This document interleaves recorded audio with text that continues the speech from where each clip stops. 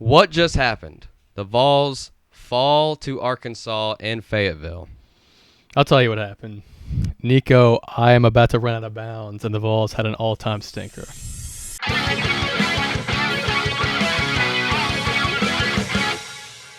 This is the PCS Volcast. My name is Shea, and this is Jace.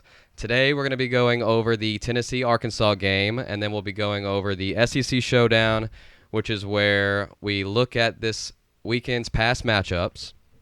And then the SEC Shuffle, where we see how those matchups affected the AP poll. The official PCS SEC quarterback rankings. Then we'll preview the Florida game. And then finally, of course, our PCS final score predictions for the Florida game. That's this right. Saturday. This week was crazy for a lot of different reasons. But before we start, I want to give it up, as our good friend and roommate Jenna would say, for 55 straight days of football. It's a beautiful thing. Yeah. This past Thursday marks 55 consecutive days of NFL or college football. So can we give a round of applause to football? Let's go football. I can't promise it's all going to be good because the Jaguars exist, Mississippi State exists, Tennessee exists. But, hey, we're going to get football, so that's all that matters. Let's start with the Arkansas review. So, obviously, Jason and I, we sat down and we watched every single play from this game. Yep. And it was ugly. And it was ugly on both sides. But let's start with the first quarter. So, the number one thing I noticed in the first quarter was how the defensive line was getting pushed around. I hadn't seen anything like that all season. It shocked me. And every play they were getting yards, and their running back was always falling forward. Yeah, their running backs was falling forward every single time they ran. Our defense didn't look like dominant. They didn't look like you can't let your running backs fall forward. If you stop them, you got to stop them. We just didn't look dominant. We were getting gashed on the first drive and just kind of in the first half in general. Rushing, when they're rushing, man or zone, it didn't matter. And yeah, as you said, the pass rush and the D-line front seven just looked like a step slow the whole game. Yeah, exactly.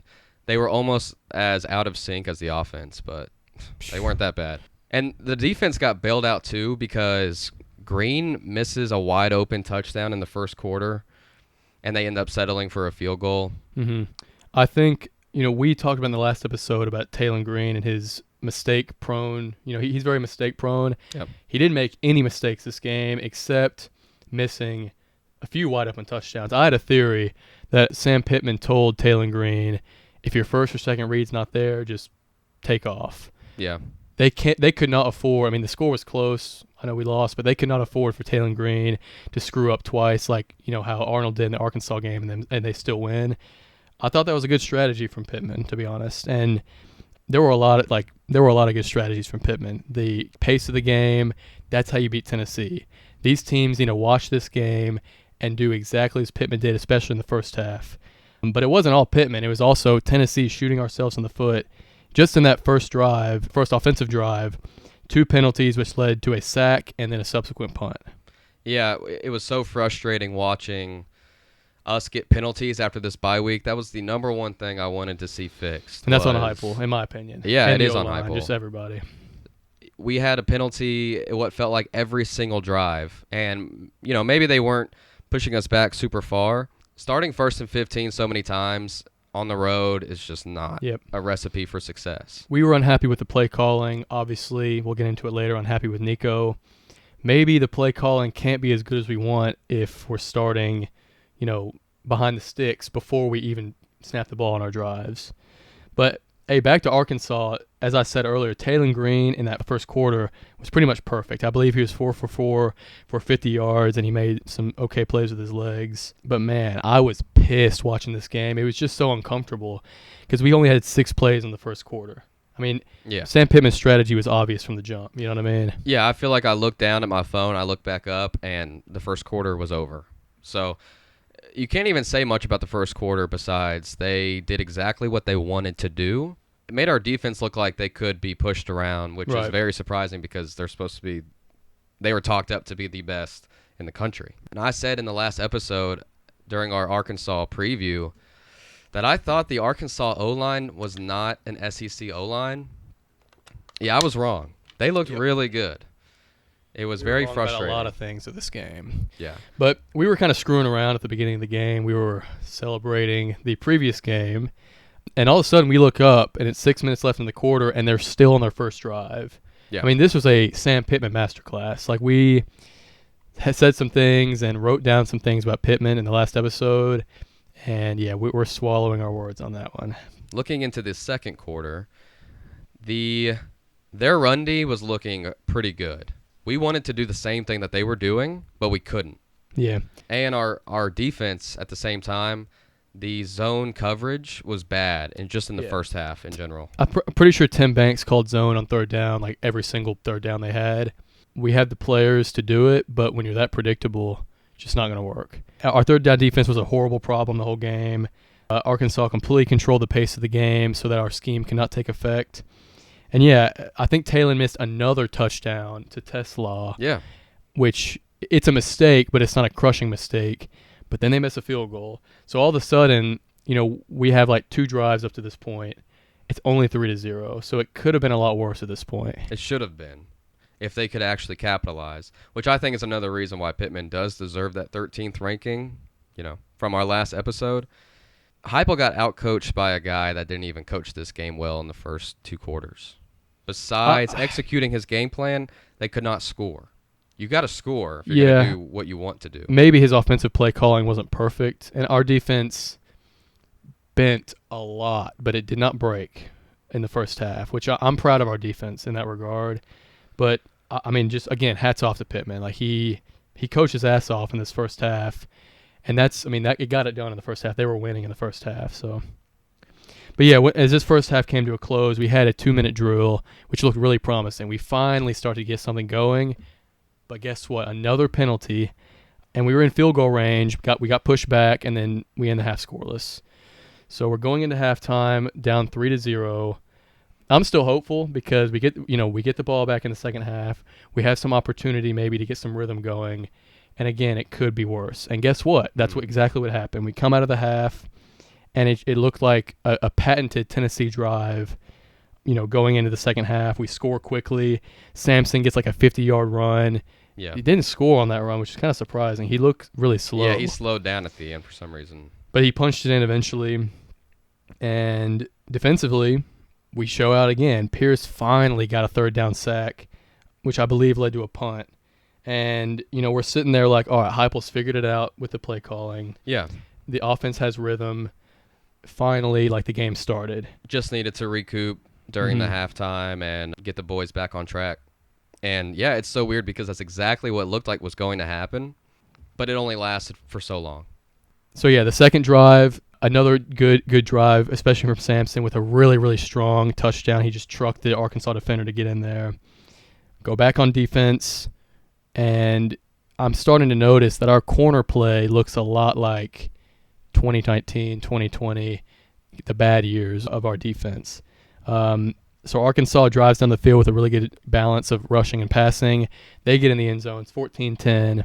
You could just feel it slipping away at that point. A little bit. I mean, we're still ahead, but this drive ended in a punt, so you can feel it slipping away a little bit. Well, it's like even though we scored, I still felt like every time the offense got the ball, I was holding my breath and waiting for anything to happen, and nothing was happening. Or if something did happen, there was a penalty, or if you felt like something was about to happen, there was a penalty. So the game break for me, which this was infuriating. There were actually 2 things that were absolutely infuriating for Tennessee fans. One was that they were backed up, and I'm sure you can find a picture out there somewhere. Their running back, it wasn't Jackson, I don't think, might have been, but they were at their 2. They had a false start. They got pushed back to their 2, and he's just an inch over that line to negate a safety. Third down, we're like at least a punt block opportunity, if not a safety. They convert. Dude, 11 was looking bad. 11 out there was just in shambles. Most of our linebackers were in shambles. They got a lot better in the second half, but, man, it was just, like you said, it was gut-wrenching and hard to watch us not get a safety. And then to lit up a first down is insane. That was just – I think that ended in a field goal, but it doesn't even matter. They could have fumbled. You just can't let that happen. We've been good at getting safeties and capitalizing in those situations all season. but we just I don't know. I mean, we just screw up really bad. So we hold them to a punt. The defensive drive's looking fine, and Jordan Ross runs into the punter. So another set of downs for Arkansas. It wasn't even that bad, though. He was just giving it his all to try to block the punt and then tries his very best to get out of the way. But his momentum, I think his elbow hit the punter's head and he just flops onto the ground, and we get a penalty. I mean, the flop was, like, annoying, but it was a penalty. Like, he ran into him, as the penalty said, and they get another set of downs. So that is where we leave off on the fourth quarter. We're still winning at this point. I think it's still 14-10 at this point. And then they drive down to get a field goal in that ensuing drive. And that's fine because we get the ball back with like 6 or 5 minutes left. And then we punt it right back to them. You were saying, when does Talon go out? Okay, Pierce had another appearance with a pass swat. That was encouraging. And then Talon Green just has the most impeccable throw I've ever seen while he got roughed. Another freaking penalty. And then he gets hurt. In that same play, he gets hurt. So all of a sudden, Malachi Singleton comes in. And I agreed with you for the most part, but you were saying this is where we got to take our opportunity. This guy's rusty. It's like the Hawkins situation. Yeah. And he didn't look great at the beginning, but you were saying, like, it's okay. Like, we're going to be fine. I feel like you were saying we didn't really need to score any points because you didn't have faith in him, and I was like, no, bro, we got to keep the pressure on. We got to make him get behind more so that he screws up. Yeah. And we just punt. I mean, he hardly even did anything either. He basically just handed the ball off, and it worked. It was good enough. Another penalty, 12 men on the field. Are you kidding? Like, the mental penalty is what pisses me off the most. If you have a roughing the passer or running into the punter, I mean, you're not. It's like you don't want to do that, but oh well. 12 men on the field. That is Heupel's problem. Yep. And on their 5, and then I think that lets them get a new set of downs. Then they score that touchdown, so we're behind. And something else I want to say is every time Nico takes a shot down the field, the receiver's bottled up down there, and it's getting swatted away or dropped, or Nico throws it too close to the feet or too high. It's just like, what is going on? Nico was looking like a freshman. He's not even a freshman. No, he's not. But in the middle of the fourth quarter, I think when we were behind at this point, Nico has a few good plays, but guess what? False starts. Causes a punt. Like, Arkansas played well enough to win, and we played so bad because of just penalties, shooting ourselves in the foot, bad decisions. And the worst decision is yet to come still. Yeah. We haven't even gotten to the worst part yet. So it's the fourth quarter, and we're just, like, on the edge of our seats watching this game, just praying, like, if we lose to anybody, don't make it Arkansas. Nico has one last shot, and that last drive was not even executed well. No, at it all. Wasn't. It wasn't. I mean, Nico got that long bomb touchdown, but that was where he showed his talent. That was a scramble drill. The commentator was like, oh, that was a Mahomes-type play. Whatever. But, it was a good pass, but that was not what Heupel called at all. Right. So, pretty sure that's the only positive play we got on that drive, that, like, 50, 40, whatever yard pass to Thornton. So we get down there, and he fumbles the snap. I mean, it's not his fault. I'm actually impressed by how this went down. So he fumbles the snap, and Sampson just takes it. It basically falls into his lap, and Sampson takes it and just runs straight. He was thinking nothing but once he got the ball, it was just peace of mind, run the ball, and it was a positive play. It really hurt our time management, and it pigeonholed us into calling a timeout. With 6 seconds left, I believe 4th and 5. Like, that was the third down play. There's no way we're even thinking about running that to begin with. And it might have worked, but Hurd, for the first time all game, gets a good pass block on the defensive end and pushes him back on the first step. But because we fumbled the snap and Sampson had to take it up the middle, he pushes the defensive end into Sampson. Yeah. He basically gave him a head start to go get the tackle, and that's what happened. So at the end of that play, 6 seconds left, 4th and 5. I think we had the Sampson run, then an incomplete pass because the clock was stopped or something like that. Yeah. But 6 seconds left. Do you go for the first down or go for the touchdown? If you run a few out routes, get out of bounds, you can maybe get the first down to give yourself a little bit of clarity. because I think the reason why Nico made that decision of running out of bounds to end the game is because he didn't know what to do to get the first down or score, and he kind of went in between of those two options. Yeah, were they not talking about that, you think? I mean, were they... Go to the end zone. Was Heupel not in his ear saying, yeah, no matter what you do, throw the ball into the end zone? After that timeout, the fate was sealed. You're going to the end zone. Yeah. Because if you get tackled in bounds, if we try to get the first down, the game's over. It was just so sloppy. The reason that we were in that terrible situation was because of how sloppy we were on that last drive with a splash play thrown in there. I'm just disappointed. And, of course, everyone watched the game, saw it. Nico did his best Joe Milton impression and ran out of bounds to end the game. Yeah. Super anticlimactic way of ending. Me and Shea were talking. We had a huge conversation after the game, trying to figure stuff out for the rest of the season. And we brought up Peyton Manning, who I believe still has the interception record for a SEC player. Peyton would have thrown that ball. And, he wasn't perfect in his freshman year, obviously, but Peyton would have thrown that ball at the end zone. And Nico has to throw it. I don't care if we throw a pick. Yeah. Try to win the game. And, yeah, we saw Milton do the exact same thing, 2 years ago. Mm-hmm. And then he got benched for it. Hooker took the reins after that game. But we don't have a Hooker this year, but it is what it is. So now let's go over our MVPs. I'm going to go with Arkansas's O-line.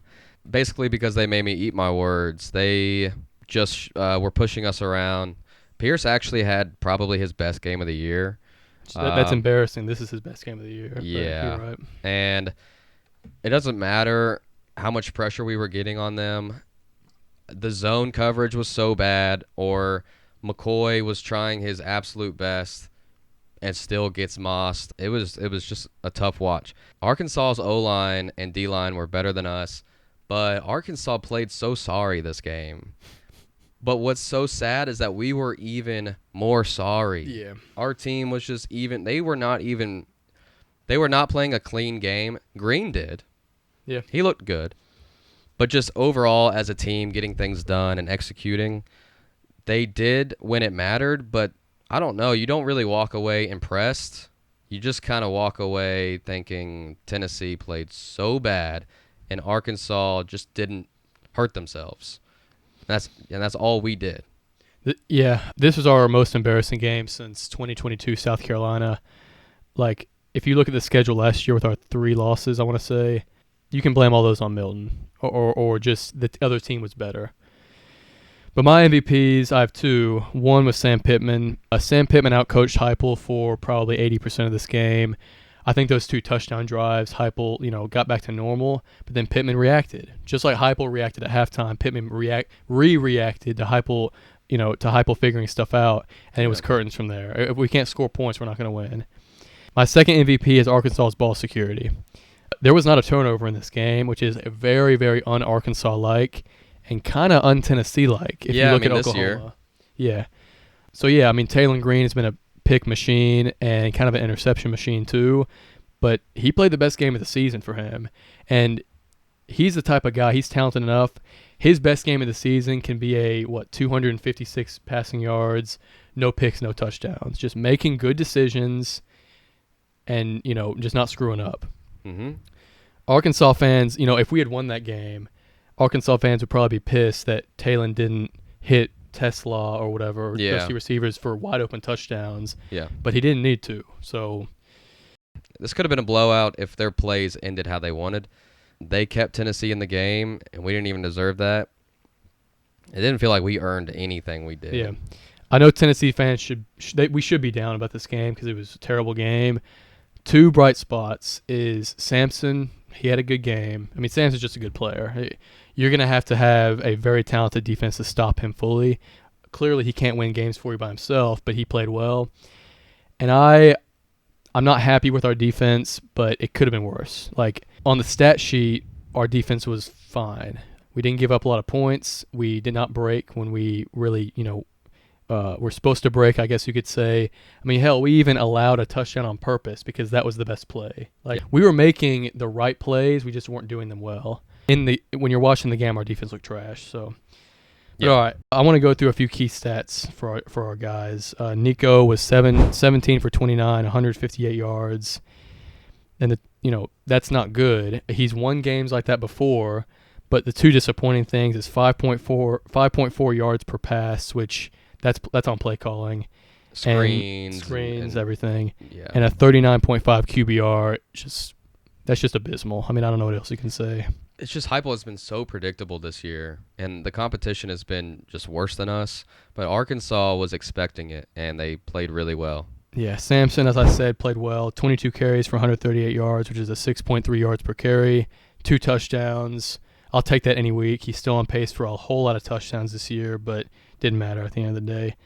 And James Pierce, as Shea said, probably had his best game of the season. A sack, 2 tackles for loss, and a pass deflection. You still want more from him, you know what I mean? Yeah. And from the whole D-line, as a whole. For Arkansas, 19 for 27, which is a pretty similar completion percentage to Nico, but his passes got it done. His passes in situation and timing were more important. 266 yards, 79.7 QBR, which is good. He missed those 2 longer Tesla touchdowns, and he got injured. I think he'll be back.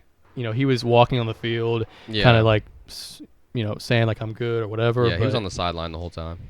Singleton, 2 for 3, 31 yards, 4 carries for 12 yards and a touchdown. I mean, he looked kind of rattled, I'm not going to lie, but he got it done. So it's like he didn't even do anything, though. He didn't, but he was just a placeholder. Yeah. Jaquinton Jackson, who I believe was the leading rusher in the SEC coming into this game, we actually did a really good job on him. 20 carries for 57 yards, which is just under 3 yards per carry and a touchdown. Yeah, I mean, our run D overall was fine, except against Braylon Russell. 8 carries for 62 yards, 7.8 yards per carry. It's not very acceptable. And then Andrew Armstrong, who we touched on a little bit in the previous episode, 9 catches for 132 yards, was clearly Taylor Green's favorite target this game. His guys were open, and Nico's guys were not open at all. Or if they were open, they were getting swatted away, or Nico missed, like I said earlier. Yep. So, yeah, just overall a hard game to watch, especially if you're the fan of the team that loses an ugly game like that. Yeah, so this game was not great. First loss of the season. But to summarize some of the key takeaways, Pittman outcoached Heupel.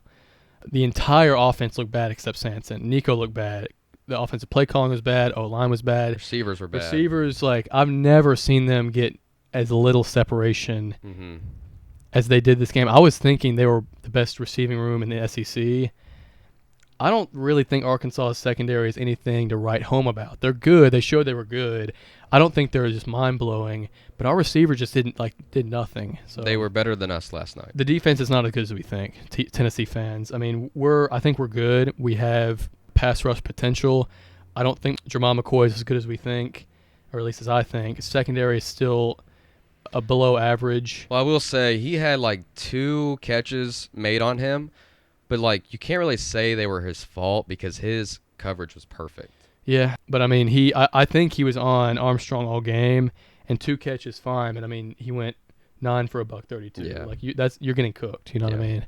And the penalties, the Tennessee penalties 10 for 60, and Arkansas 6 for 45. That's not the biggest disparity, but the biggest thing was the time and place of the penalties. We just got killed when it mattered with our penalties, and I mean that's not going to cut it against any team remaining on our schedule. Time of possession usually is lopsided in the opposing team's favor, but it mattered this game because of how Pittman played it. So hats off to him again. Arkansas had 4 sacks to Tennessee's 2. Never would have thought that coming into the game. And once again, no turnovers, which is surprising and I think was not in our favor. So after this loss, I'm obviously looking at the rest of our season. I'm still a little bit optimistic, but I'm looking at Florida in particular. And Florida just makes me nervous anytime I see them on the schedule. Yeah. Thankfully, it's going to be in Neyland, but my optimism is low. I'm not feeling extremely great. Oh, sorry, I got to go to the bathroom real quick. So.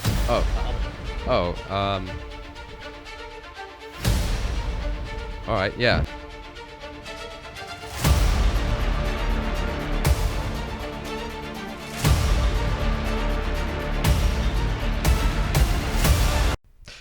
Whoa.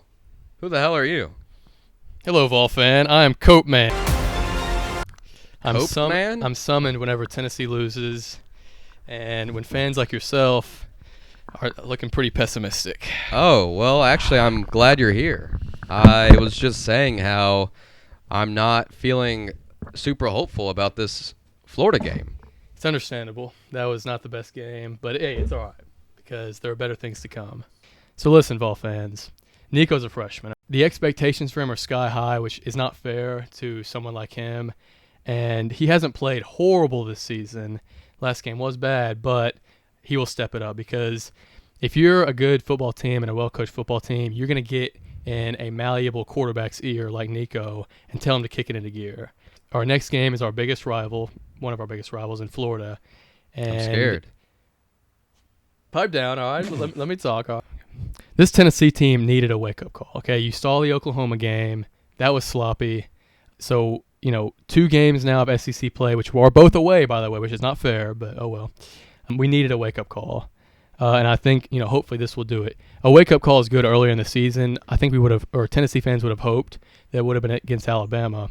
But we're still all right because we can afford another loss to either Alabama or Georgia. So it will be tough to beat either Alabama or Georgia. But if we split those games and win out, we will still make the playoffs. But by the way, with Arkansas is a good team if they don't shoot themselves in the foot. And that's exactly what they did. You and your buddy over here, I heard, were talking about, Taylen Green played well. Pittman coached well. And, speaking of a wake-up call, this should fix the play calling. I know a lot of Tennessee fans are mad about the play calling. 2 games in a row where the play calling was bad. But I've been noticing that Heupel has been calling the plays like Joe Milton is still a quarterback. And that might be a Nico problem. It could be a Heupel problem. I think that they're going to meet somewhere in the middle because Nico has the arm talent. You saw on that 47-yard pass to Thornton, he can sling the ball accurately. So, yeah, that should work itself out. And, hey, Dylan Sampson was still good. I think you had a prediction that he would get 30 touchdowns, right? You remember that? Oh, wait. Well, I hear everything. I'm an omnipotent being, but he still might be on pace for that. So, also, James Pierce showed a little bit of life, which that's good. If you keep ramping him up, he can be a beast middle of the season. And the last thing is SEC teams are cannibalizing themselves. We just saw Vandy beat Alabama. Georgia has a loss. Ole Miss has a loss. Either Ole Miss or LSU will have another loss by next week. So Tennessee's still in the race. It's unfortunate to lose to Arkansas, but don't get, keep your hopes up. Thank you, Coat Man. Oh, wait, Alabama fans are calling. Uh-oh. I'll be back. Uh-oh. All right, Jace, well, now that you're back, I'm thinking that we should go over the SEC Showdown. This is where we're going to be going over the past weekend's matchups. Yeah, we only have 1 week this week, and we're going to do 1 week from here on out. But this was probably the craziest week of the season, not just in the SEC, but around the country. A lot of upsets, including, obviously, Tennessee. But first game we'll start with, which I don't know if this was an upset like in Vegas, but it certainly was in the rankings, was Missouri at A&M. I mean, this was an A&M blowout. They took hold of the game and did not let it go. Wegman comes back, which I was questioning at the beginning because Marcel Reed was like 3-0 or something. Yep. But Wegman comes back and they proved me wrong. I mean, he went off. I don't like using the F word. My parents told me not to, curse. But I think Missouri's fraudulent. I'm not gonna lie. I think I completely agree. Yeah. I mean, they had those 2 shaky games against Vandy and Boston College, and then they just completely crapped themselves this game. They had a few explosive plays which kept them alive early, but otherwise the offense looks completely sluggish. The defense just didn't look like they had SEC athletes on their team, and this A&M run game is legit. I mean, Wegman is a good player, but I think they're a run-first team. And yeah, the A&M D-line is scary. We kind of knew that with Scorton. They have a few other guys on there, but they showed out against one of the best, in theory, quarterback-to-receiver duos this game. Yep. Moss is definitely something to be worried about. Next, I had Auburn at UGA. Auburn was actually able to move the ball some at the beginning of the game, and they weren't completely, shut out of this game early. And we saw in the first half some more Carson Beck to receiver disconnections. In the Alabama game, Beck didn't really play that well, but I think some of that was actually on the receivers, them running wrong routes. They had some drops, and that kind of continued at the beginning of this game. But you could kind of tell, Georgia outclasses Auburn. I mean, they can play a bad game and still beat Auburn 8 times out of 10, let's say. So So yeah, Georgia was controlling the pace of the game as it got more into the game, and Thorne was just missing the big play opportunity. And Jarquez Hunter, their running back, was kind of able to keep Auburn in the game a little bit, but I believe this was like 28-10. Yeah, I mean, Auburn never really had a chance, despite the fact they didn't play their worst ball. Next was Ole Miss at South Carolina. This was a get-right game for Ole Miss because they lost to Kentucky the previous week, and Lenore Sellers was back, which maybe that puts a little bit of juice into South Carolina, but it didn't. The patented Beamer ball fake punt fails on the first drive, and that could have been a big swing play because I believe it was either 0-0 or Ole Miss was up a score at that point. And if they make that fake punt, that gives them momentum, and they can, get some stuff going. They didn't turn it over, and Ole Miss just lightning strike scores, two lightning strike scores. As the game went on, Ole Miss offense was still rolling, and South Carolina stalled. Ole Miss dominated the first half. Dart was underthrowing some deep balls this game, but it didn't matter. Ole Miss was still capitalizing, even when they either missed the throw or just underthrew him. He caught it and tackled. They were still capitalizing. Ole Miss wins pretty big here. So now I'm going to go a little out of order. I want to hit UCF and Florida. Mertz looks super strong in the first drive. He's never been a guy that's blown me off the page. He's kind of a game manager, but he managed the game perfectly, honestly, throughout the whole game. Lagway comes in early and just throws a bomb on his first pass. Like, that double quarterback system's kind of scary. Yeah, he just came in and made a play. Came in cold, threw a bomb. And I'm pretty sure Lagway played every third series, which is unorthodox. Never heard of that. Yeah, in like present-day college football. Florida played very consistently on defense. And KJ Jefferson, the Arkansas transfer, just couldn't move. Like, he looked like he was 90 years old. Whenever he saw pressure coming, kind of just folded. Yeah, I kind of wish that we were playing him. Yeah, I do too. This Florida win actually gives Napier consecutive wins for the first time in a year. Wow. He's safe for one more week. Yeah, I guess. But finally, the ultimate game of the week and maybe the season was Bama at Vandy. Such a fun game. Vandy strikes first. At this point in the game, it's like, hey, look at that. Vandy's doing well. Mm-hmm. And then a pick six off of a tip. And they earned it. Alabama threw a slant, corner tipped it. It just flew right in the air and landed right in the Vandy guy's hands, walked into the end zone. Yeah, it was like he was about to return a punt.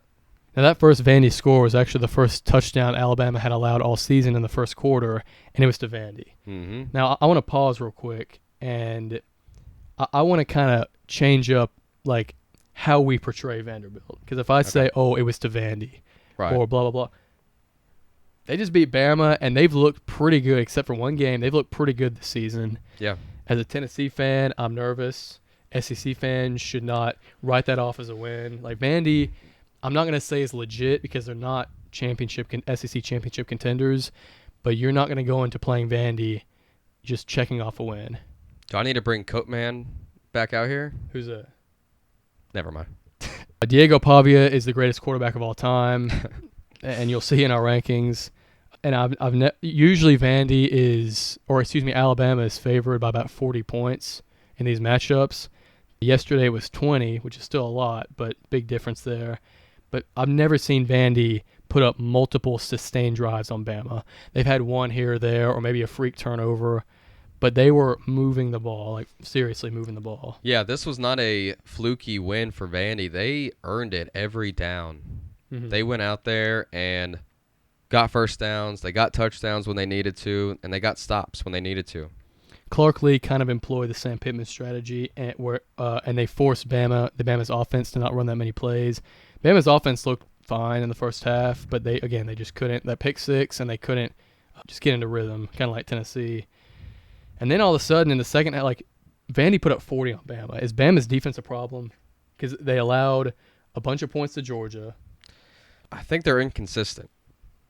I think they play down to their opponent.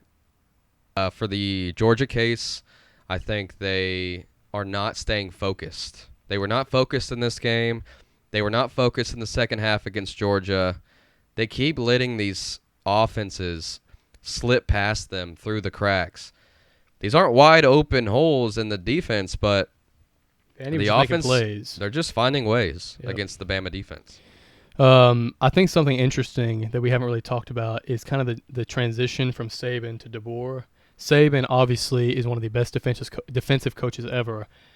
Vandy's not putting up 40 points against a Saban-led team. No, he never lost to Vandy. However, I will say I think DeBoer, I don't know if he's a better offensive coach, but he is unlocking Milroe more than Saban ever did. True. He is allowing Milroe to make easier plays and allowing him to use his legs better. But yeah, this Alabama defense without Saban could be a question mark for sure. So Bama, at the second half, they come out strong. They look like that all the nonsense is behind them. They're kind of going to put Vandy away. But Vandy stays in it with their offense, and Bama has a few penalties later in the game. And all of a sudden, the clock's ticking down, and Vandy gets those 2 first downs, and they pull off a win in victory formation. It's crazy. It's all insane. 10,000 fans flooded the field, too. It took probably all of them to get those goalposts down and threw them in the Cumberland River. Yeah, they made that look easy. Yeah. I never, seriously, never thought I'd see Vandy even come close to beating Alabama in my lifetime, and Right. here we are. Mm-hmm. It was awesome. I also never thought that I would be sad on the day that Vandy does pull off the upset, because Tennessee followed up with a stinker. But, That's classic Tennessee fashion. yeah. But hey, go Vandy and all is cool, but it's getting to the point where it's like, hey, chill out. We have y'all on our schedule too. So Right. So now that we're done looking at the SEC showdowns, we are going to look at the SEC shuffle to see how these matchups affected the AP poll. And after, stick around because we're going to be going over our quarterback rankings. Yeah, so the first team I want to touch on is Texas. They were on a bye week.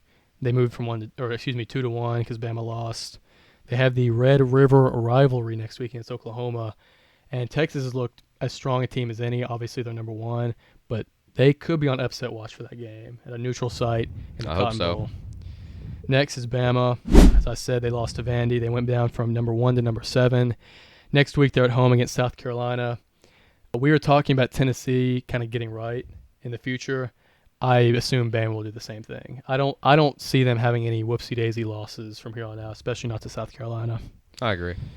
Next is Georgia. They had a home win against Auburn, and they were at 5, and they stayed at 5. I thought they could have gone up, but the AP poll decided to have the top 4 as undefeated teams. Yeah. I think they slid Oregon and Penn State up to 3 and 4, while Georgia stayed the same. Next week, home against Mississippi State. So I assume that they will either stay the same or go up after that game. Next is Tennessee. We went down to 8 from 4 after the Arkansas loss. I could have seen us dropping lower because of just how stagnant we were that game. Yeah, I'm surprised we didn't. And now we're sandwiched between Bama, who's at 7, and Ole Miss, who's at 9. Next week, home against Florida. We'll get into that game later. Next is Ole Miss from 12 to 9. They had a home win against South Carolina, a very strong home win. Next week's LSU. That might be the game of the week in the SEC. Between that and Texas, Oklahoma. I'm very excited for that game. Who do we want to win that game? Because if you look at the landscape of the SEC, LSU is one of the only teams without a SEC loss. I'd rather have LSU win this game just because I think they're a worse team. Okay. That's fair. And if they lose, then the playing field is even. Or excuse me, if Ole Miss loses, the playing field is even, more so with all the losses spread out. Plus, I'd rather see LSU in the conference championship than Ole Miss. If you had to pick, I agree. Next, we have LSU, who stayed at 13 from a bye week, as I said, home against Ole Miss next week. Now we have A&M, who was the biggest riser of any team in the country after beating Missouri at home. They went from unranked before, I believe, UNLV lost on Thursday. They slid up to 25 after that game, and now they're up to 15, that was a big jump. I know they blew out the number 9 team in the country. I think this is more of a Missouri loss than a Texas A&M win. But, hey, I'm not trying to take anything away from A&M. I've been very low on them this season, and they've proven me wrong every week that I've said that. So True. Still don't have the utmost confidence in them, but they're a good team, obviously, especially with Wegman back. I think that gives them some stability. Yep.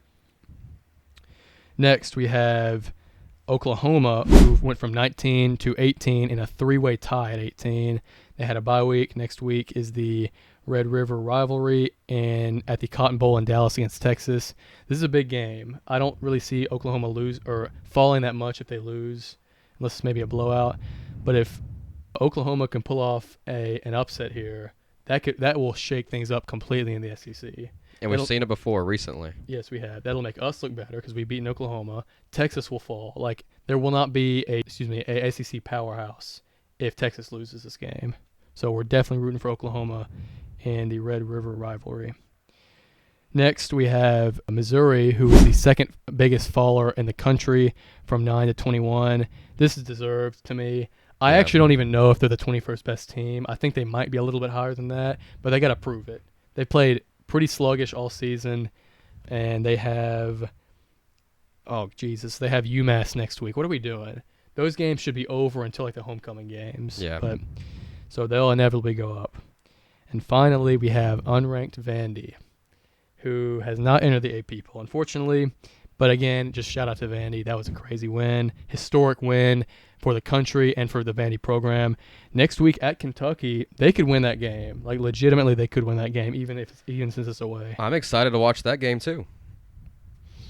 All right, well, that was the SEC Shuffle. Again, a lot of interesting games coming up next week. And in 2 weeks from now, which is Bama, Tennessee, and Georgia, Texas. That'll be huge. Yep. We got a good week ahead of us. Okay, so now Jason and I have ranked every single SEC starting quarterback. We know there's been a lot of quarterbacks that have played, but we decided to just do the 16 starters. We made our own individual list. Right. And we're going to go over the average of that list. So we do have some ties. Yes. So let's start at 16. This was an obvious pick, Michael Van Buren. And he's in a terrible situation. He's played 2 games, 1.5 games, whatever it is. His stats are just whatever, and his team is whatever, and his ranking is whatever. Well, whatever is, might make them look a little better than they are. Mississippi State has been dead last in every single ranking we've done so far. Yeah, I mean, again, there's nowhere else you can put him. At 15, we have Lenora Sellers, the South Carolina quarterback. He is a guy known for all of his hype, but he's flashed it, but it hasn't been consistent enough at all. I really wanted to put Sellers higher because I like Lenora Sellers. He's a fun player to watch when he plays well. But, yeah, he's just been too inconsistent. And, 2 years from now, he could be top 5 in this list, but it's just not his time right now. Not at the moment. Yep. So at 14, this is also something we agreed on, Michael Hawkins Jr. It doesn't really make me happy to put Hawkins Jr. at 14. He seems like a good overall quarterback. I think he's going to start winning some games for Oklahoma. And he's still proven to be better than Jackson Arnold, and that's what's most important. When I was compiling my stats, I did, a lot of individual stats, passing touchdowns, interceptions, just a lot of things you rank quarterbacks by. And I also did wins and losses, kind of in a baseball, like pitcher style, attributing wins and losses to quarterbacks based on their play. So I gave Michael Hawkins 1 win here. I did not attribute a loss to the Tennessee game because there wasn't really much he could do at that point. So, yeah, Hawkins is 1-0. He has a huge test coming up with Texas. Yeah. He's a true freshman.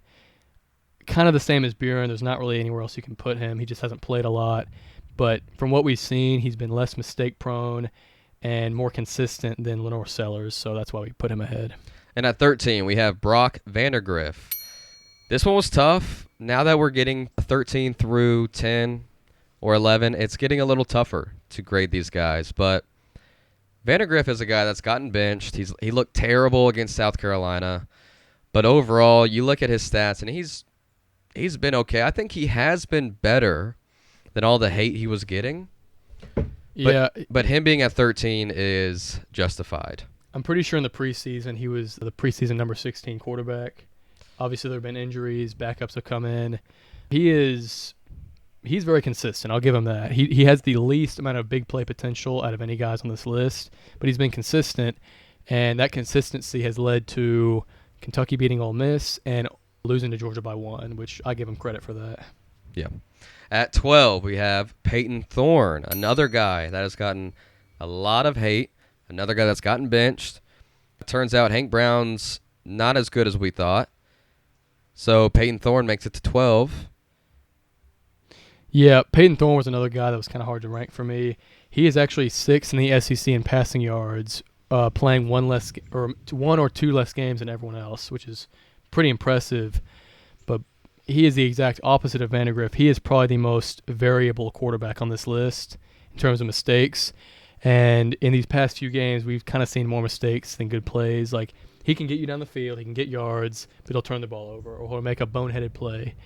He also has a little bit of rushing upside, which is nice, but I just can't put him above, anywhere above 12 because he can lose you games straight up. Yeah, like you said, he hasn't played as much as the other guys on this list, and he's at the top with 6 interceptions. Yeah, 6 interceptions, and you look at the bottom of the list, in order of the quarterbacks we've ranked, total touchdowns goes 1, 5, 2, 4, and 12. That jumps off the page, and then 2, 6.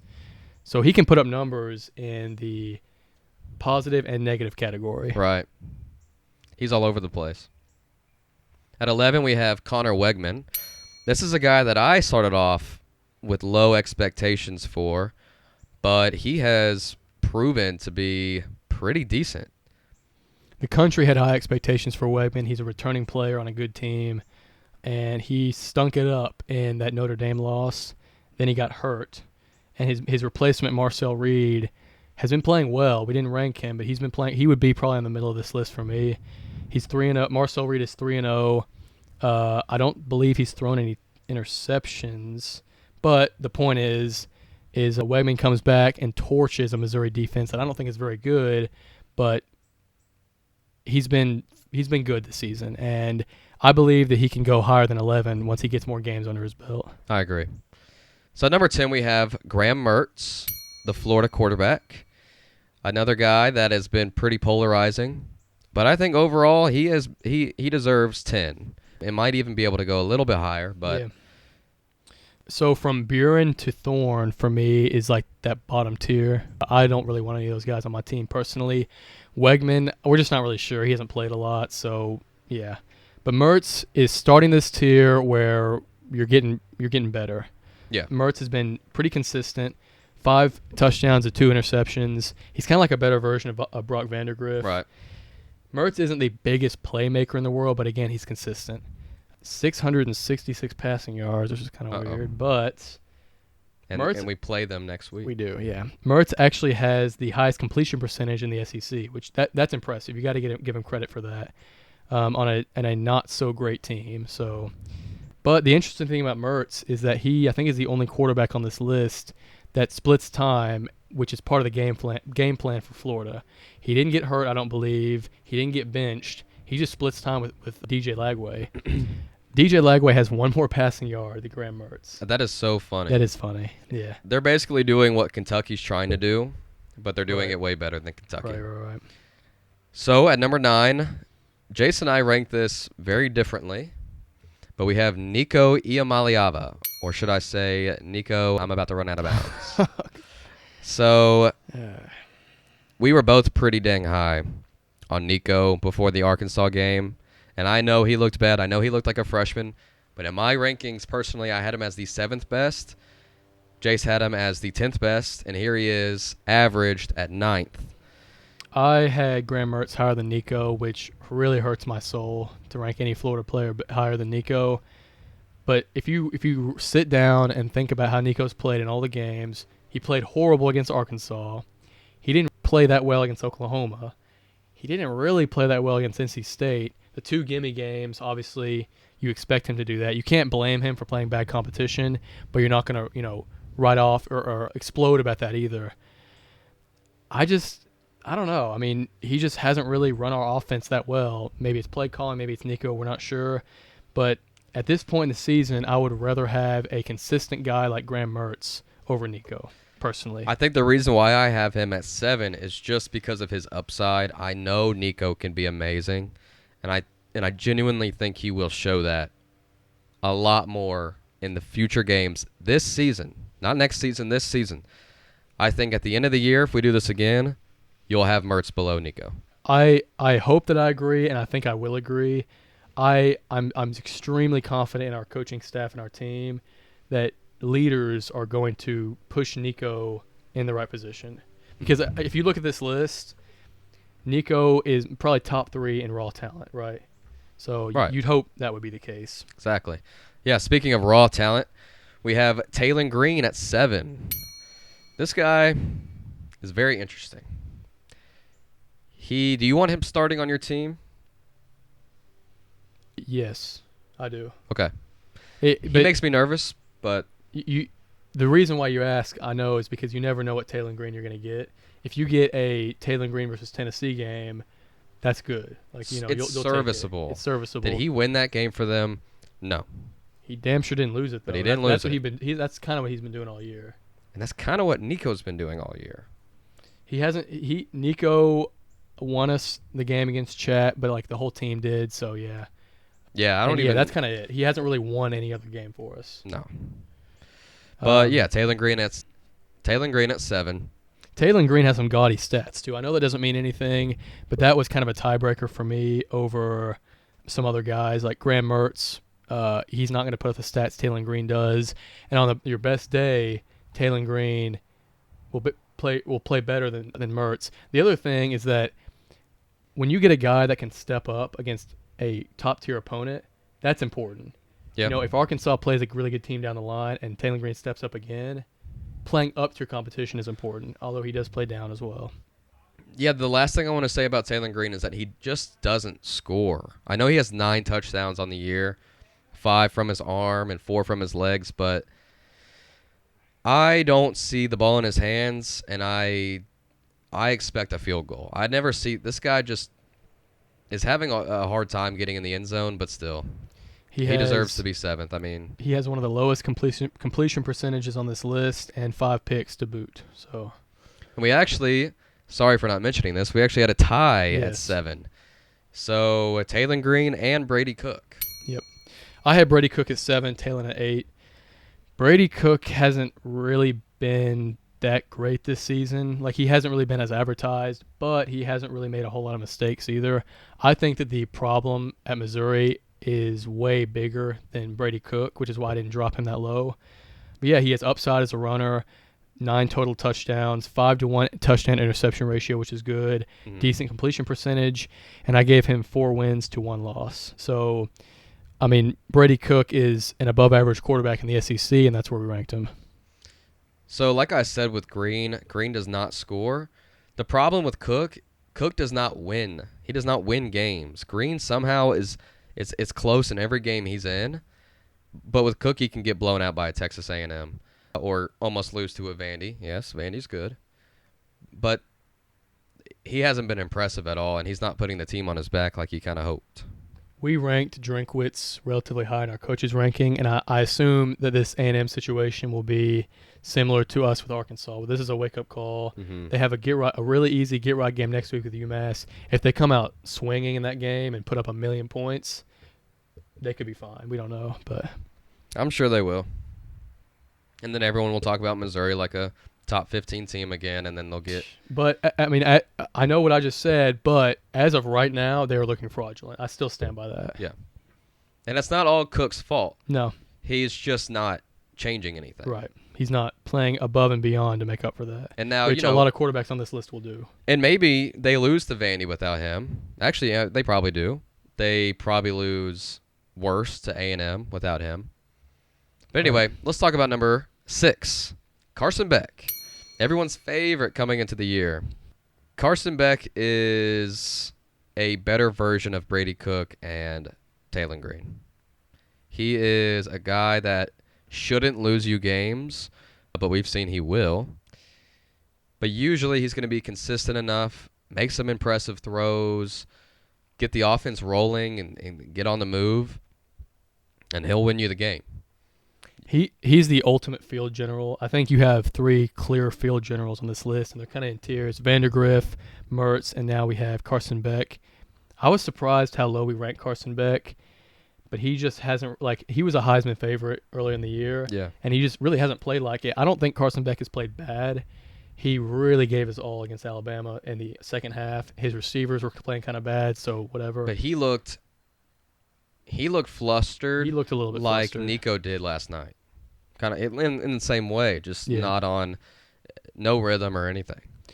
I mean, I know we had him at 6, but this is where the elite quarterbacks start, in my opinion. I think Carson Beck is an elite quarterback, and he can win you. He can't, but if he's your quarterback and you have a really good team, you can win a national championship.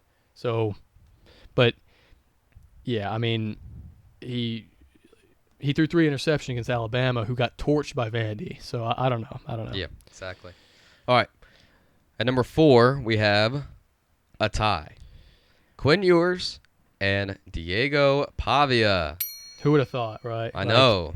We saw Pavia was at one point, Saturday Down South does QB rankings every week. At one point, he was number 16. But, I mean, he is just a playmaker, bro. Mm-hmm. Like, he doesn't have the best stats in the world, but he's a playmaker. He gets you those yards and those first downs and those touchdowns when you need them. And he's one of the I think actually he's the only starting quarterback who's played more than 3 games this year with 0 picks. Oh, yeah. He has 0 picks on the whole season. He is literally a better Brady Cook. He's more composed. He's hyping his team. I think the reason Vandy has so much heart is because of Pavia. He is such a leader for them, and they know with him under center, they're confident that they can win the game. They don't look at themselves like a 2-10 Vandy team. They see themselves beating Bama, and that is why they did, and Pavia is a huge reason. Pavia's a gamer. He's a leader, and him playing at New Mexico State was really important because they had SEC competition against Auburn. They won that game. Not to mention, Pavia brings over his roommate, Eli Stowers, his tight end, who I think is their leading receiver. That connection looks really good. It's not like a explosive Trey Harris type of connection, but it's working out for sure. And listen, Carson Beck could be a better quarterback than Pavia, but we're ranking him higher because Pavia is uplifting Vanderbilt, who around Pavia might not be the best team in the world, and Carson Beck is just kind of keeping Georgia as a really good team. Yeah. So, yes, Quinn Ewers is tied with Pavia. This was another hard one to rank. I mean, he's just been injured. Yeah, I mean, I don't really know what else there is to say. Quinn Ewers is a very, very good quarterback. 8 passing touchdowns in like 2 games or something, 2.5 games, which is very, very, very good. Arch Manning comes in and looks just as good. Yeah, just as good, almost as good as Quinn Ewers. But this is a hard one to rank. We ranked the 3 guys above him purely because they've been showing more off. And so I actually ranked Ewers at 5, and my reasoning is that he is a winner. He's a great quarterback. But he's not on the field. He is injured in every season he's been at Texas. Right. You have got to stay on the field, and you have got to be there for your team, game in and game out. No, of course, injuries are not his fault in particular. But, I don't know, pull a Tony Romo or something. He's just not consistent enough. Of course he's a great quarterback. But to me, him not being on the field means a lot to me for these rankings. Yep. As they say, availability is the best ability, and I don't really think it's fair to rank Quinn Ewers any lower than like Beck at 6. Yeah, I agree. It's just like, it's fine. You know, wherever you want to throw him, I don't mind it. He should be at 1 at this point in the season, and that's why he's not. Yeah. He hasn't played enough. Right. Okay. At number 3, we have Garrett Nussmeier, the LSU quarterback. This guy was surprising to me. Diving deep into his stats and some of his highlights, this guy is just so consistent. He's poised. He's making the throws that he has to make to win the game, and he's been impressive to me. Yeah, I mean, he's just been really, really good. Not a whole lot of mistakes. Most passing touchdowns in the SEC with 15. He started off kind of slow against, USC, but ever since then, it's been pretty electric from him. He has a lot of guys to throw to. And, yeah, I mean, he's just been as solid as you can be. And, about that USC game, he had an 89.7 QBR, which is like ESPN's ranking out of 100. He played really well, despite the interception. He had 304 yards, 76 completion percentage, an average of 8 yards per throw. He's just, I don't know. This guy is just a consistent, like, Joe Schmo beast. He's going to put up stats, and he's probably going to win you games. So, The LSU defense is the only question mark in that regard, but he has no control over that. So, Right. yeah. Okay. And so at 1, we have another tie. Jalen Milroe and Jackson Dart. So let me say why this is a tie. I had Milroe at 2, and Jace had Dart at 2. So I say we plead our cases. So when you told me you had Dart at 1, I was really surprised. Don't get me wrong, he's an amazing quarterback. Probably like absolutely unreasonable to put him below the top 3, I would say. And we have our stats right here. Yeah. It's Jackson Dart all the way in terms of stats. Like, he has been putting up huge numbers. He's the reason why their offense is like just so good. And yeah, but it helps when you have Trey Harris. True. And it helps when you have Lane Kiffin and a lot of things. But going over to the Milroe side, like, okay, here's what I'll say. We'll see what happens when Ole Miss plays Georgia, right? Jalen Milroe had a explosive game against Georgia, almost 500 yards combined against probably one of the best defenses in the country. And he, I believe, is top of the Heisman ranks because of that. He is almost as good of a passer as Dart, way more rushing upside. I think that's where it gets it done for him. Yeah, his Heisman moment was that entire game. But you just said, it's a lot easier when you have those receivers. For Dart, you said it's easier to have Trey Harris and a good coach. It's exactly what Milroe has. Except Ryan Williams is better than Trey Harris. I know what our bye-week budget said, but he's at least going to be better. Oh, he will. He's going to be. I mean, Trey Harris is leading the country. I think he's either first, second in the country in receiving yards. And he is, I think, doubling Ryan Williams' receiving yards. And Jackson Dart has Juice Wells, who is a top 10 receiver in the SEC. Like, other than Ryan Williams, it showed in the Vandy game. Bama just didn't really have a lot to go to. Yeah. I mean, Jalen Milroe is the most dynamic player in the country, except for Ashton Genty. But, yeah. The way he runs is actually insane to watch. But Dart, I guess what really makes me think is, why did Ole Miss lose to Kentucky, and why didn't Dart avoid that? How did Dart lose to Kentucky? I think it was this thing that's going on in the SEC with Kentucky controlling the pace, Vandy kind of controlling the pace at the beginning, Arkansas controlling the pace against us. There's not a whole lot a quarterback can do, and here's my theory on that. If you get 3 drives and they're all short, and you have to pass because you're down, it's hard to get rhythm when you're forced to pass. Milroe can get rhythm easier because he can get rhythm with his legs. Yeah. DeBoer can call a read option or a QB power from Milroe, and he can go in there.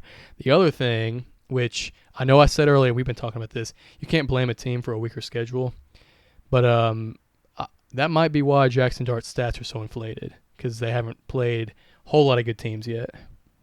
That's true. Like, Ole Miss has not played anyone close to a Georgia, and obviously they will in a few weeks. That's true. I mean, going back to the why did they lose question, why did Alabama lose to Vandy? Well, I mean, Dart and Milroe both played pretty good. So then I look, and yes, okay, obviously Milroe's win over Georgia is 100 times better than anything Dart's done so far. But I think, kind of like with Mertz and Nico, I just think in the long run, Jackson Dart is the guy, and Milroe is the guy that needs. I'm not going to say he needs a lot of help, but Dart just can be better, and I think he will be better. Okay, that's fair enough. Another thing that's interesting about this is the Vandy-Kentucky matchup, because those are both teams that these guys have lost to, you know what I mean? So that will shed a lot of light on this as well. But yeah, so let us know where you guys would put these quarterbacks, and let us know where you think we went wrong. Comment down below your rankings, and we are going to move on to the Florida preview. Yep. So this weekend, Tennessee is going to be taking on Florida in Neyland. It's going to be on September 12th at 7 o'clock, another night game, but this time in our favor. Thank you. So the line, this was before the Arkansas game, obviously, originally opened at Tennessee -20. I think that's crazy. Even if we are Even the best then. offense and defense in the country, it's Florida. It's just never going to pan out that way. But I've poked around at some other lines. The DraftKings line now is at 16.5, which still is too high. My prediction, which we'll get into later, is going to be about 7, just because you could throw a bunch of middle schoolers out there. If they put on the Florida Gator jersey, it's going to be close. It does not matter. And I could be coaching Florida. It'd still be close. Just that's how it is every time. I did see another line. BetMGM was -10, which is a little more reasonable. And the over-run is around 55.5. That's way too high. Yeah. Like 45.5 at most. But Yeah, every single game that Tennessee's played so far, besides the blowouts to the nobodies, they're all so... like 25 is the highest points we've scored, right? Yeah, exactly. So, yeah, I agree. I think 45 is a good number. And I also agree with that spread. I don't see Tennessee pulling away. I see this being almost as sloppy as the Arkansas game, but probably with more offense. I do think it's going to be a little bit more high scoring, with just a better game plan that Heupel will hopefully roll into the week with. We'll see. But Napier is feeling good. I don't know if he knows that he's going to get fired sooner, or if he's going to get fired at some point, but he's playing like he's not. So, no, he's coaching like he won't be. So, all the games that Florida's played where it's like they're probably going to lose, they've lost. But they're 3-2, which is probably better than the worst. It's definitely better than the worst case scenario going into the season for Florida.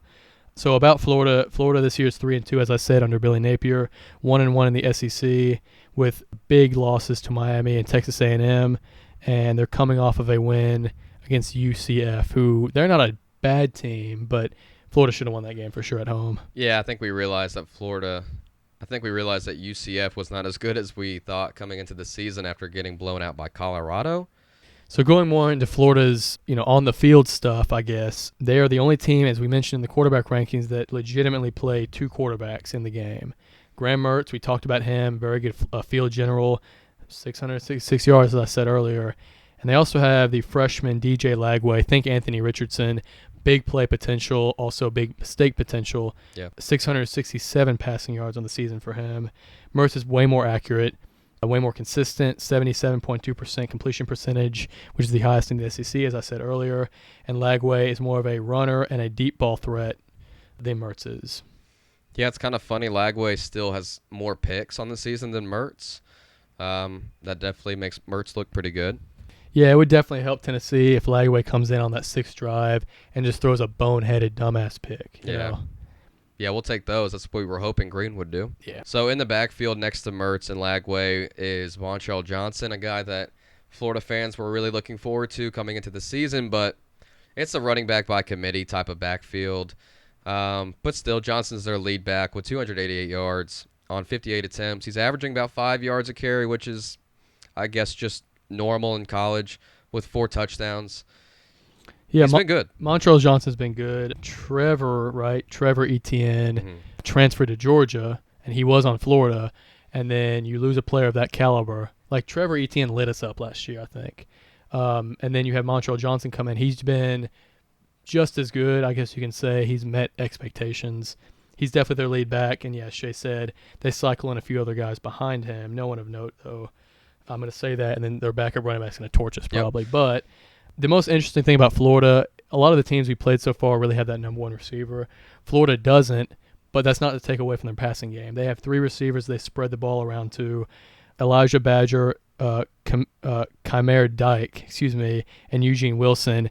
In that order, 17, 15, 13 catches on the year. So it's really whoever steps up will step up that game. Yeah, and like you said, no receiver has more than 2 touchdowns either. Mm-hmm. And their kicker's name is Smack. So, I don't know. Yeah. He's going to get smacked just this weekend. Just like the Arkansas. He got injured, the Arkansas kicker. He got smacked. But yeah. Anyways, on their defense, okay, statistically their defense does not look that good on paper, but they are better than the stats say. Trust me. You're going to see this game. Florida's defense is not bad. They have 2 good edge rushers, Tyreek Sapp and George Gums. They both have 2.5 sacks on the year. Only 4 forced turnovers on the year, 2 picks, 2 fumble recoveries. Again, that doesn't jump out at you, but it's trust me, it's better than the stats say. They have Asa Turner and Jordan Castell as their best DBs. They're both safeties, so we might not see a lot of deep balls this game, which we haven't because of the play calling, but they're going to shore that up for sure. Yeah, we might be screwed if they do what Arkansas was able to do, which, stop Sampson for minimum games. Stop Sampson, allow us to get a bunch of penalties, and then when we try to throw it deep, make it get knocked away. Right. All right, so if you look at some of the team stats, nothing's going to blow you away. Florida is either average or below average in all the most important team stats. They're dead in the middle in passing yards per game, right above Tennessee, unfortunately. They're 12th in the SEC in rushing yards per game and 11th in points per game. Defensively, they're 15th in the SEC in yards allowed, 13th in passing yards allowed, and 15th in rushing yards allowed. Those stats tell you that we should run the ball early and often, and that's the way that we get down the field. And I think hopefully that's what we'll do, especially since Nico's coming off a bad game. But you can't be one-dimensional, obviously. Yeah, I also think that we gotta stop Montrell Johnson from making big plays for them and force Mertz to show that he's some veteran leader living up to the hype that we just gave him in our quarterback rankings.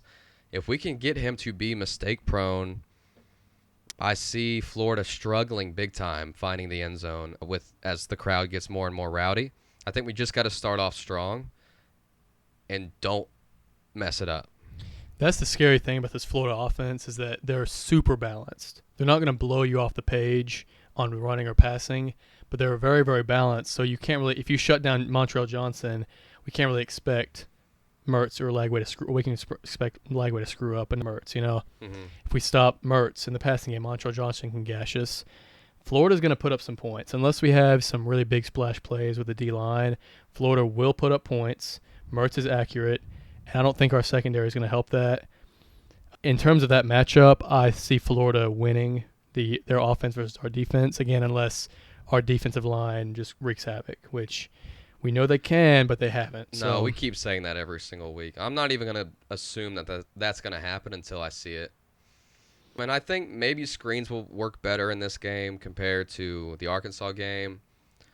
They have a pretty solid secondary. If we can just get some blocks, let our guys make plays, don't get injured, keep the momentum whenever we get it. And Nico, I think, will have the crowd behind him. He'll have that kneeling confidence. Yeah. So I do feel a little bit better about that. The worst case scenario is Nico makes some boneheaded mistakes, and then we start booing him. Tennessee fans are passionate, which I love. I'm so proud to be a part of this fan base, especially after a loss like Arkansas.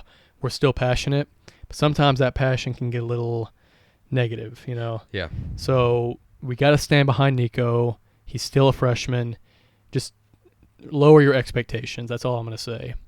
In terms of the other side of the ball, our offense versus their defense, what you're saying, screens, they know we're going to do it. They're going to attack the boundaries. Defensively, we just got to run and run and run again. If we go first and second down, nothing, pass it, next drive, keep on running. Do not abandon the run game, because when that happens, Nico is going to be probably in distress because he's going to have to pass, and then we're going to be screwed just like Arkansas. I expect all three, really, of our running backs, Sampson, Selden, and Bishop, to be in this game and to contribute a lot in this game. Yeah, and I don't want to see our offensive line giving up pressures or being not on the same page with Nico. I want to see our receivers create separation. I want to see Sampson break more than one tackle through on each half of the game. I know it's very hard to break tackles against guys that are 300 or 250, 6'6", and you're 5 whatever, low 200s. I mean, Sampson, you've been stepping up all season, but step up more. That's all I can say. We're going to have to rely again on our run game and Sampson, especially if Nico doesn't play that well. We love Dylan Sampson around here. He can have a bad game or two, and we're still going to love him because he's that good of a player. But we need you. I mean, we need you to show that you are the second best running back in the country, I guess. We need an X factor. We need an X factor. And we just also need everyone to play better. Like, that goes without saying. We don't need to say everybody but our running backs needs to play better, because if they don't, we're just going to lose every game, straight up. Our receivers need to get separation so that Nico can have someone to throw to. We need Nico to make good decisions. We need our O-line to block. All the things we've been saying, of course. So we just need to be better. All right. So now that we know all the insides and outs about this upcoming matchup, let's go over our PCS final score predictions. Now, if you don't know, the PCS is a way for you and your friends to easily predict the final score of a upcoming volunteer matchup.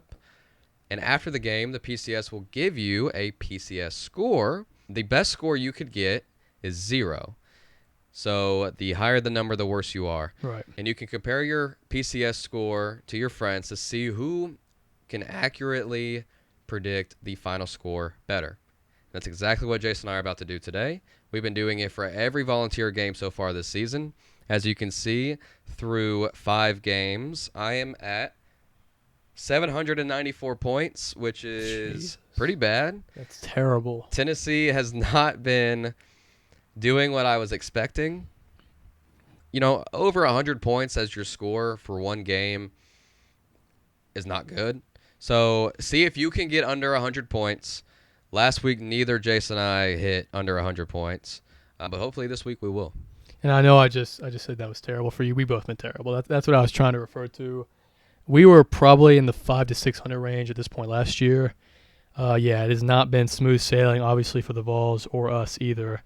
I want to take a look back real quick at last week and see how we did. Okay. I predicted 34-17, and I'm going to go even lower. I'm going to go lower and lower and lower until they prove me wrong. Yeah, because me too. I thought 34 was safe. Clearly it wasn't.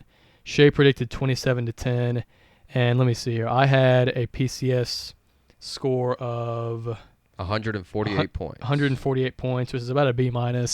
Considering how bad I thought I did, I'll take that, and I'm still ahead in the season.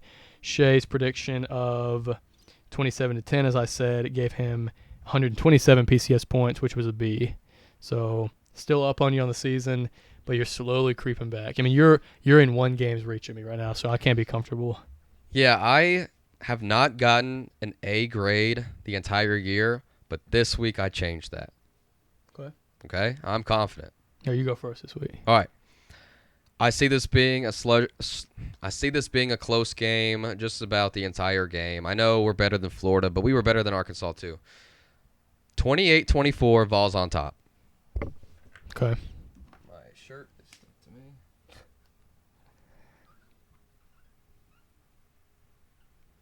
That's a good prediction.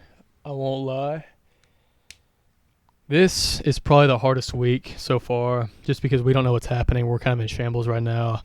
I want to say one more thing about the Florida game for my prediction, though. This Arkansas game, you know, a singular loss in the season doesn't matter because of the 12-team playoff. We can bounce back, and I think we will. But this puts a lot of pressure on games, you know, following games this season, especially this week, because we're down in momentum right now. Florida's our rival. If we lose a home game against anybody, that's disappointing. Yep. So yeah, this game has more than just rivalry implications. This is a for your season type of game, and it's unfortunate that we're at that point already. But this is a must-win because because of what we did against Arkansas. I'm not gonna lie, I have no idea what to predict. This is like I'm just stumped. I can't go above 30, even though I know we have the potential to do it. I've been saying that all season. Yeah. I'm going to say, screw him. I'm going to say 20-10 Tennessee. I'm just going to keep going lower and lower until they prove me wrong. That's about what I predicted last week. I said 27-10, 20-10. That's a sloppy game. But I would love to, like, out of any week, I would love for this prediction to be incorrect. I was considering predicting Florida to win, but I will not predict Alabama or Florida to beat us ever. I do not care. My PCS can be terrible, but I just won't do it. I'm going to be honest with you. I think Florida will score more points than 10, but I'm going to predict a Tennessee win, and this is probably the most likely way that can happen. So please play along. Go to thepcsonline.com. Put in your final score prediction. It's that easy. And wait till after the game and see what score you get. We're going to put our predictions into the Tennessee versus Florida game. If you go to the league's page, you'll see that right there. Click that, predict with us, see who does better. Yep, we'll be in there. We will. So thank you so much for watching. This has been the PCS Volcast. Please like, subscribe, come back next week because we're going to have a Florida-Tennessee reaction, and we're going to be previewing the next game, Alabama. Yep. So thank you so much for watching again. This has been Shea and Jace. This is the PCS Volcast. Go Vols. Go Vols.